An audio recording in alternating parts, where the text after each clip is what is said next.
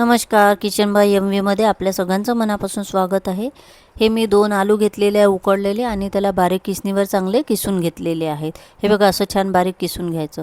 नंतर मी पॅन ठेवलं गॅसवर, त्याच्यामध्ये तेल टाकलं। तेल थोडंसं गरम झालं की जिरं टाकलं, हिंग टाकलं, हळद टाकली, लाल तिखट टाकलं आणि थोडासा गरम मसाला टाकला।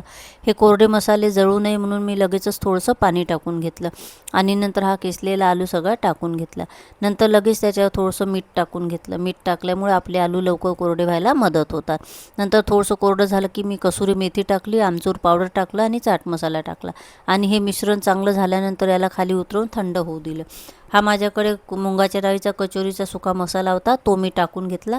नसला टाकला तरी चालते, आलूचंही केलं तरी चालेल आहे। मिश्रण पूर्ण थंड झाल्यावर मी याच्यामध्ये 2 चमच कॉर्नफ्लॉवर टाकून घेतलं आणि चांगलं मळून घेतलं।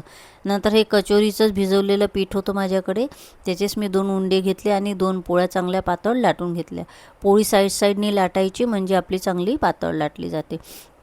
नंतर एक पोळी घेऊन त्याच्यावर मी हे आलूचं मिश्रण चांगलं चारी बाजूला पसरवून घेतलेलं आहे। जास्त जाड लेअर नाही लावायची, पातळच लेअर लावायची। नंतर दुसरी पोळी अलगद उचलून त्याच्यावर ठेवून घ्यायची आणि साईडनी अशी ओढून चारी बाजूला ती चिटकवून लाटण्याने अलगद परत लाटून घ्यायचं। चारी कॉर्नर मी कापून घेतले, बाजूला ठेवून दिली आणि नंतर ह्या मधल्या स्क्वेअरचे परत असे चौकोनी छोटे छोटे तुकडे केले। एक एक तुकडा उचलून मी दाखवते त्या प्रमाणात त्याला असा चिटकवून आकार दिलेला आहे।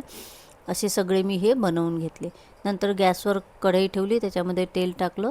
तेल जास्त नाही तापवू द्यायचं। हे बघा मी असं छोटंसं पीठ टाकून बघितलं, थोडेसे बुळबुळे आले की आपलं समजायचं तेल व्यवस्थित झालं आहे। नंतर हे सगळे मी त्याच्यामध्ये टाकून तळून घेतलेले आहे।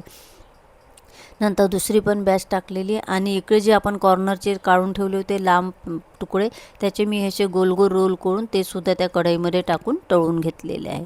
हे बघा असे सुंदर आकारातले आपले तयार होतात। याला तुम्ही काय नाव देता ते मला कमेंटमध्ये नक्की कळवा आणि माझी रेसिपी आवडली असेल तर लाईक करा, शेअर करा आणि सबस्क्राईब करायला विसरू नका। धन्यवाद।